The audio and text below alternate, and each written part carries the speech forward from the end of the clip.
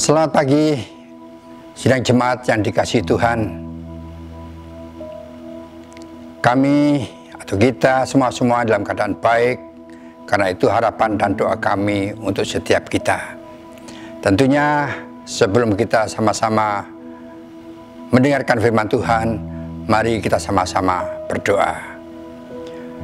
Tuhan kami, Yesus Kristus, Juru Selamat kami mengucap syukur segala perkara Tuhan lakukan, kerjakan dalam hidup kami. Karena kami detik ini Tuhan, kami dalam keadaan baik, dalam keadaan sehat-sehat saja. Dengan demikian Tuhan, kami bersama-sama ingin mendengar akan firman-Mu, karena kami mempercayai firman-Mu akan memberikan suatu kekuatan untuk setiap kami pribadi-pribadi. Karena hari-hari ini Tuhan, kami sangat membutuhkan dukungan dari Tuhan dalam hidup ini, agar kami Tuhan, setiap anak-anak-Mu tetap semangat, kuat menghadapi segala perkara yang ada, di mana anak-anak-Mu hari-hari ini dalam kondisi sulit. Makasih Tuhan, kami percaya akan menopang setiap kami, urapi setiap kami Bapa. Pakailah hidup kami pada saat ini untuk menyampaikan berkat dari Tuhan kepada setiap jemaat-Mu. Terima kasih Tuhan, doa kami serahkan dalam tangan Tuhan, yaitu di dalam nama Yesus Kristus. Haleluya. Amin. Sidang jemaat yang dikasihi Tuhan, saya percaya setiap kita tanpa kecuali dalam keadaan baik pada pagi hari ini, sehingga kita bersama-sama boleh menikmati renungan demi renungan, ibadah untuk menguatkan iman kita di hari-hari ini. Kita tahu hari-hari ini kita dalam kondisi yang cukup sulit, tapi percayalah, Tuhan berjanji untuk setiap kita bahwa Tuhan tidak akan pernah melupakan setiap kita, bahkan tidak akan pernah meninggalkan saudara dan saya. Dan Tuhan akan memerintahkan berkat demi berkat kepada setiap kita, sehingga setiap kita pribadi demi pribadi ditolong oleh Tuhan, dinaungi oleh Tuhan, dan dijaga oleh Tuhan kita Yesus Kristus.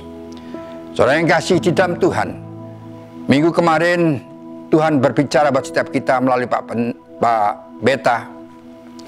Dia mengingatkan kepada setiap kita orang percaya bahwa kita harus bergantung kepada firman Tuhan, ya.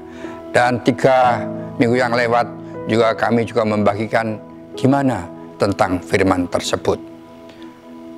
Saudara yang kasih di dalam Tuhan, Pak Beta membagikan buat setiap kita supaya kita, setiap orang yang percaya kepada Tuhan, memiliki suatu fondasi yang kuat, fondasi yang kokoh, ya, yang kokoh. Apapun yang terjadi, angin, badai dan sebagainya terjadi, maka kita tetap berdiri, karena bangunan fondasi rumah kita adalah fondasi yang kokoh, kuat, yang terbangun dengan batu karang. Saudara yang kasih, kalau saya boleh mengulang membaca firman Tuhan yang dibaca minggu yang lalu dalam kitab Injil Matius, di dalam pasal yang ke-7, di ayat yang ke-24 sampai ayat yang ke-27, yang berbunyi demikian. 2 macam dasar.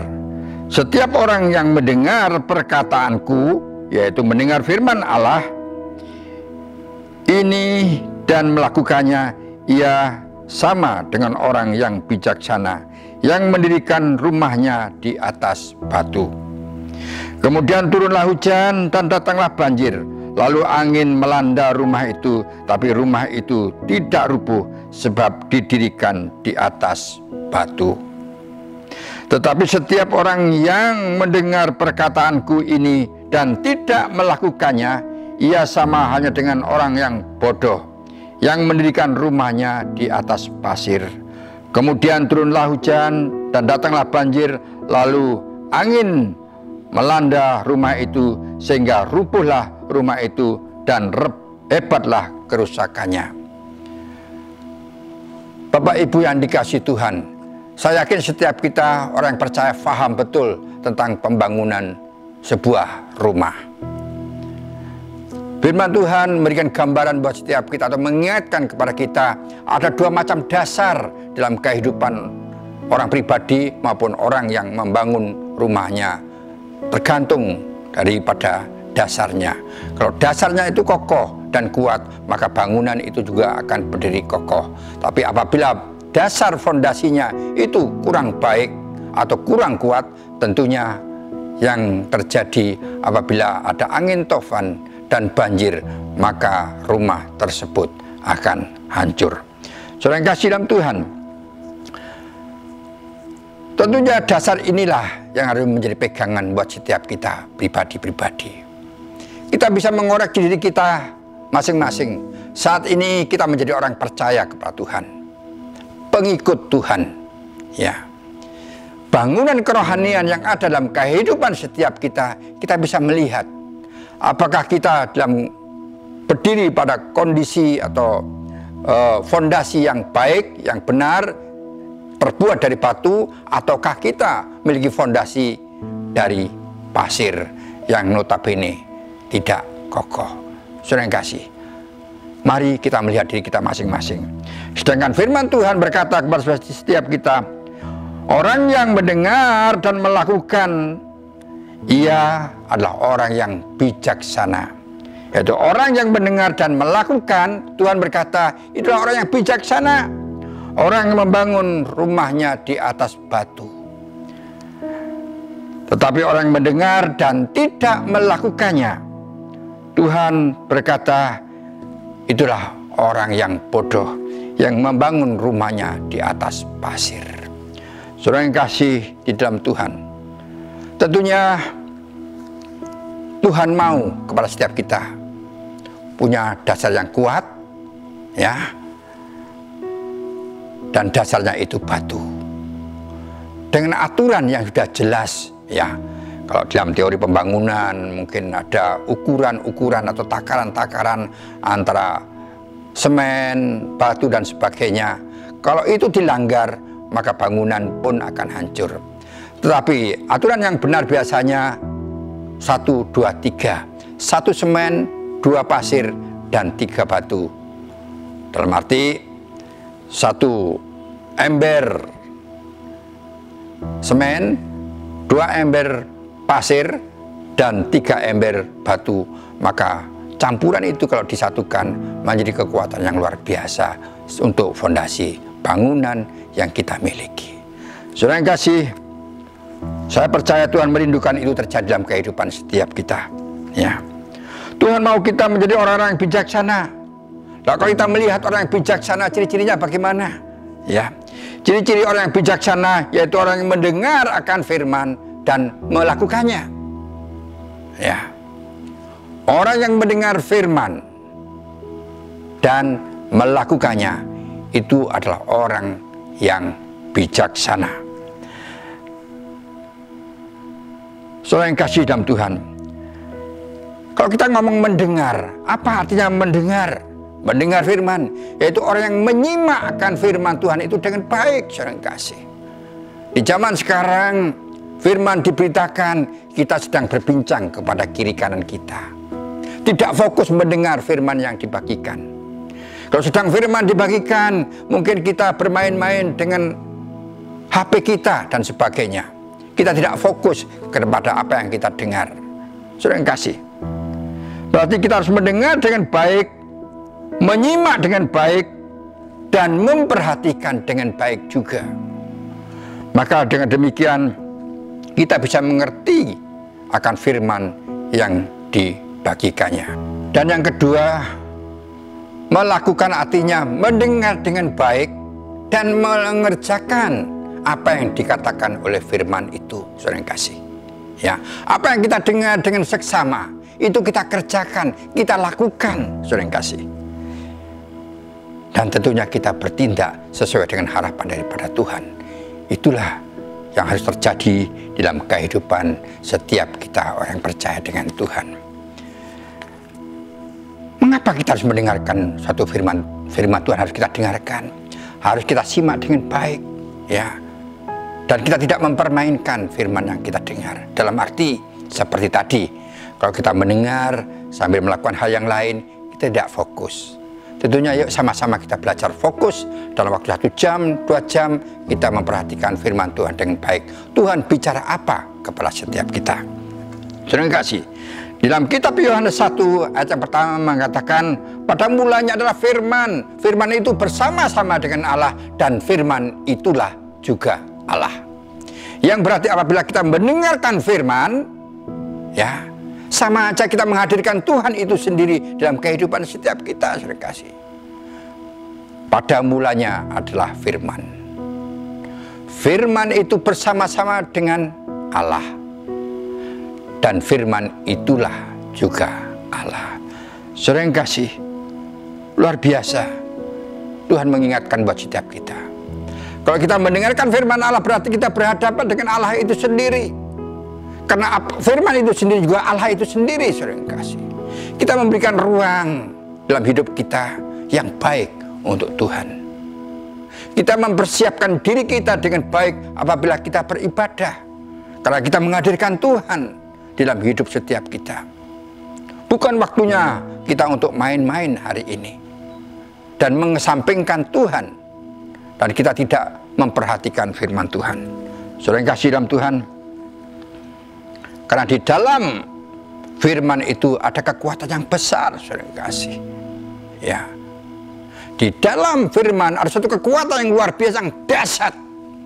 Kenapa demikian? Kita melihat firman Tuhan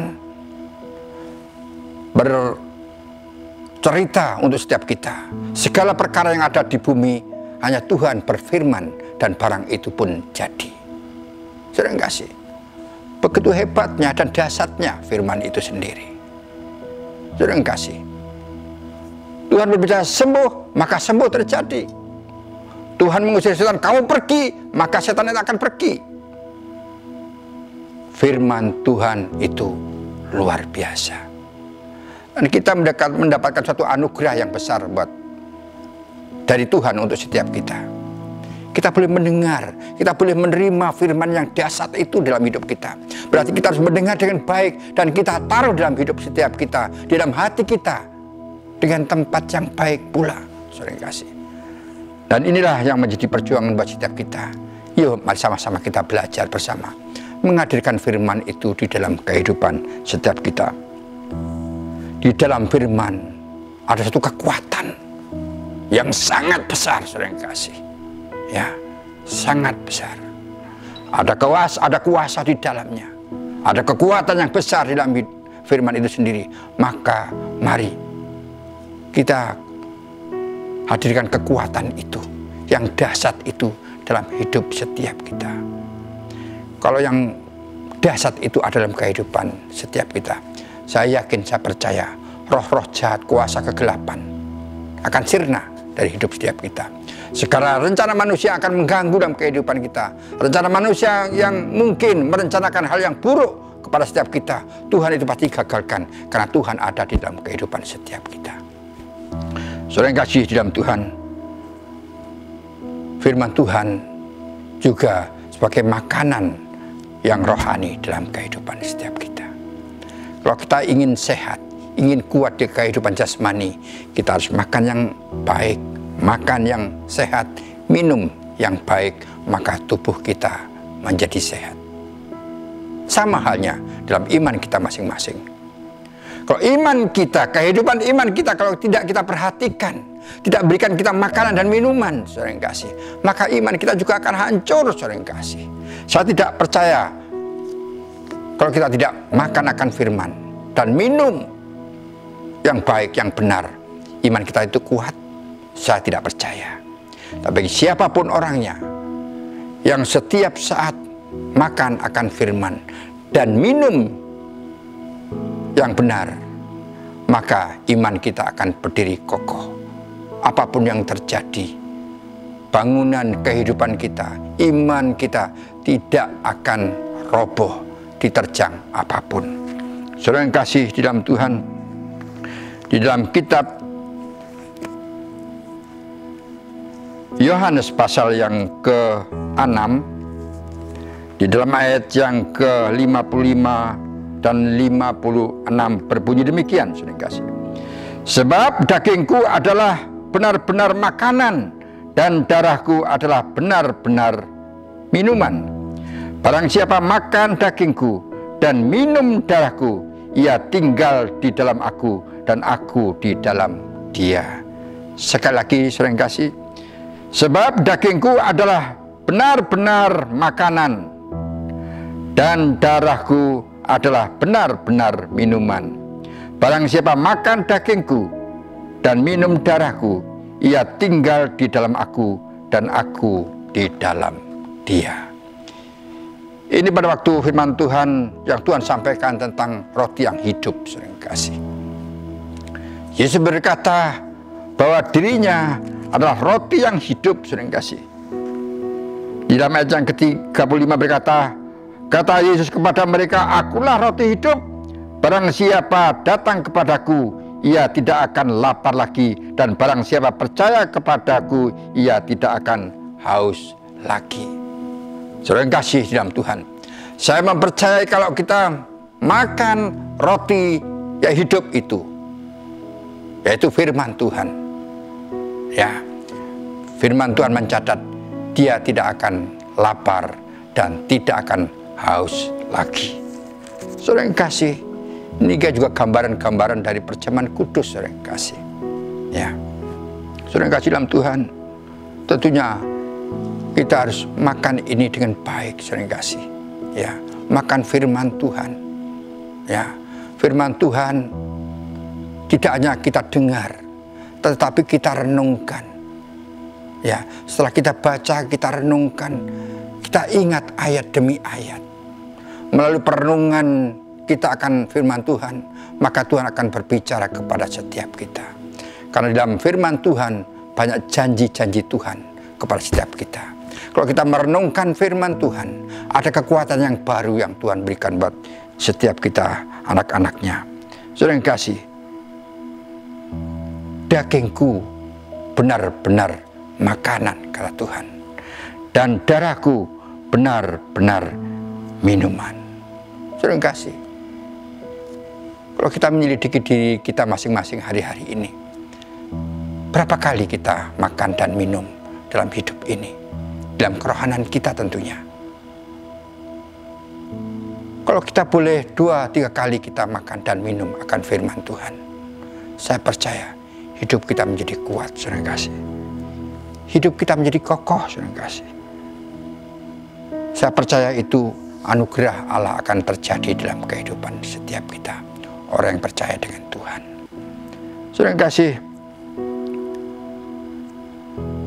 kalau orang yang mendengar firman Tuhan dan melakukannya, ya, mendengar, merenungkan, mengingat akan janji Tuhan dan melakukannya, maka saya percaya kita menjadi orang dewasa di dalam iman kita kepada Tuhan.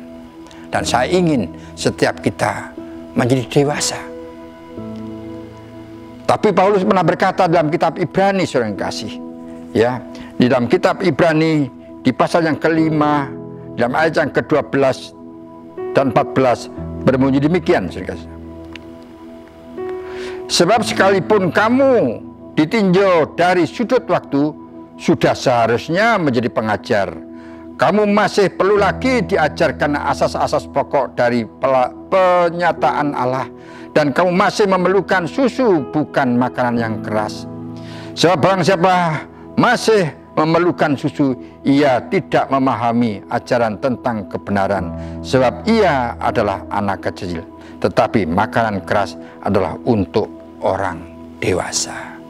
Jadi seseorang yang sudah dewasa, dia akan bisa menerima hal-hal makanan yang berat, yang kasar, kata firman Tuhan. Berarti kita sudah dewasa.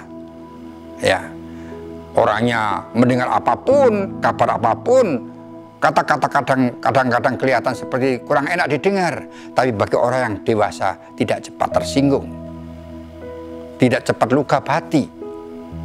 Tapi orang yang belum dewasa, maka saya percaya setiap hari, kata Paulus, minumannya hanya susu karena belum dewasa. Karena firman Tuhan berkata, kalau melihat sudah umurnya, oh orang ini sudah dewasa banget, tapi ternyata minumannya masih susu, cepat tersinggung, cepat marah, cepat putus asa, dan sebagainya. Mari kita tentunya belajar bersama-sama hari ini. Kita ingin jadi orang dewasa, mempersiapkan diri siap dalam hidup ini untuk mencapai kedewasaan di dalam kerohanian kita kepada Tuhan. Tidak cepat marah, tidak cepat ngambul dan putus asa.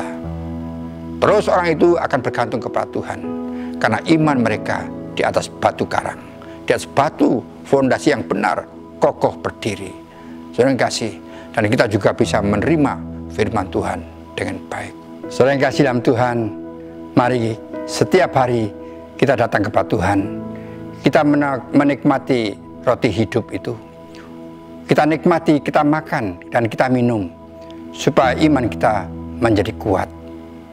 Dan hadirkan Tuhan dalam kehidupan setiap kita. Karena Tuhan berkata, akulah terang dunia. Dan apabila terang dunia itu masuk dalam kehidupan setiap kita, maka hidup kita pasti beda. Kita tidak akan jatuh, karena kita melangkah di dalam terang. Saudara yang kasih, saya punya gambaran, saudara yang kasih. Saya punya gelas kosong, saudara yang kasih. Akan saya kasih air minum. Nah, air minum saya, saudara yang kasih. Nah, ini saya tuangkan ke dalam gelas ini.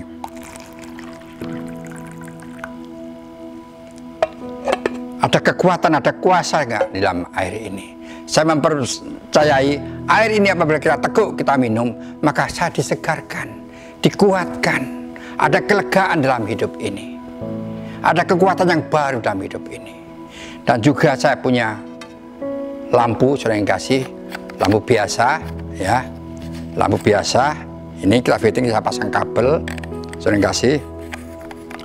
Nah, saya ingin menikmati kekuatan di dalam air ini. Betulkah ada kedahsyatan yang bisa masuk dalam kehidupan saya yang saya butuhkan? Ya, ini kabelnya, saudara yang kasih, saya kupas ujungnya, dan ini saya masukkan ke dalam air yang atau air minum saya, saudara yang kasih. Apa yang terjadi? Saudara yang kasih, ada kekuatan yang dahsyat di dalam firman. Kalau kita bergantung, kalau kita berhubungan langsung, ada kekuatan yang dahsyat yang berguna buat tubuh kita. Ya, kalau terang Allah ini masuk dalam kehidupan kita, atau Allah dalam kehidupan kita yang membawa terang tersebut ada dalam kehidupan setiap kita, maka terang itu akan menyinari kehidupan setiap kita, dan kita tidak akan jatuh, saudara yang kasih, dan pasti kita akan berjalan dengan baik bersama dengan Tuhan. Maka dari itu, hadirkan, connect dengan Tuhan, maka hidup saudara dan saya pasti beda. Ada terang Allah dalam hidup saudara. Saudara yang kasih, apabila kita cabut, ada kegelapan terjadi. Kalau kita jalan, kita bisa jatuh. Saudara yang kasih dalam Tuhan, dan saya juga punya cerita yang kedua. Ceritanya demikian, saudara yang kasih. Ada orang di kampung, ya, di desa. Dia punya anak satu-satunya laki-laki. Dalam usia yang remaja, anak ini berpikir, saya mau merantau ke kota. Saya ingin merubah nasib, katanya. Anak ini pergi setahun, 2 tahun, 3 tahun, sampai belasan tahun tidak pernah pulang nengok kepada orang tuanya. Suatu saat, mama yang kasih dipanggil Tuhan, dan bapak ini tinggal sendiri. Dan ada di benak mereka, saya mau coba ke kota mencari anak saya. Dia berangkat ke kota, dia mencari anaknya, di mana dia pernah dengar bahwa anaknya itu membuka satu usaha resto atau restoran, saudara yang kasih. Tiba saatnya bapak ini datang pada sore hari ke resto tersebut. Ternyata ada orang lain juga yang datang di situ. Dia minta makan kepada orang atau pemilik restoran tersebut. Dia mengajukan piringnya atau menyodorkan piringnya, minta sesuap nasi kepada pemilik restoran. Begitu keluar pemilik restoran, dia berkata, "Pak, Masih ada makan sisa di belakang. Silahkan ke belakang, lewat belakang aja nanti, dan kita siapkan di sana. Betul, orang tua-tua ini langsung keliling resto dan dia ada di pintu belakang. Sampai di belakang, maka orang-orang itu menyodorkan piring kosongnya dan pemilik restoran ini membagikannya. Tentunya orang tua-tua ini begitu senang dia mendapatkan makanan yang sisa di restoran tersebut. Dan pemilik ini berkata demikian, "Sebelum makan, Pak, berdoa dulu ya, ikutin saya berdoa." Kata pemilik restoran, "Bapa kami yang ada di dalam surga." Coba diikutin. "Bapa kami dalam surga." Nak. Bapak kita itu ada di surga ya. Sudahlah Pak, ikutin aja sebelum makan kita berdoa. Ikutin ya.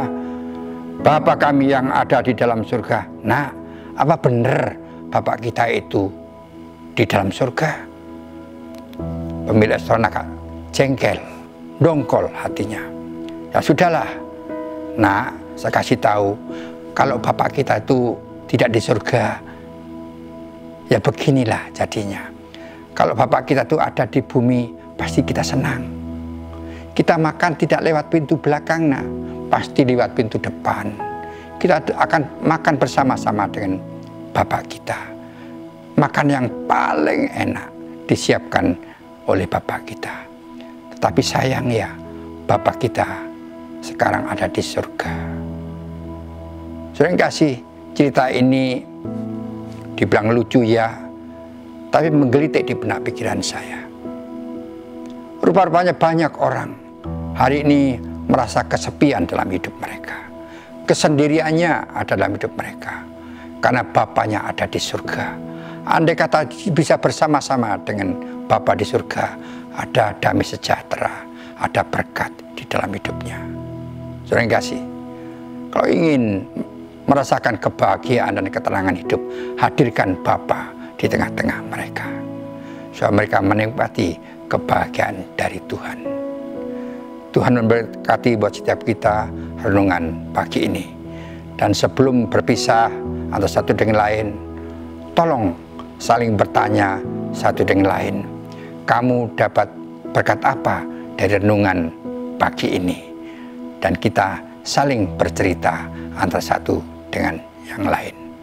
Tuhan memberkati buat setiap kita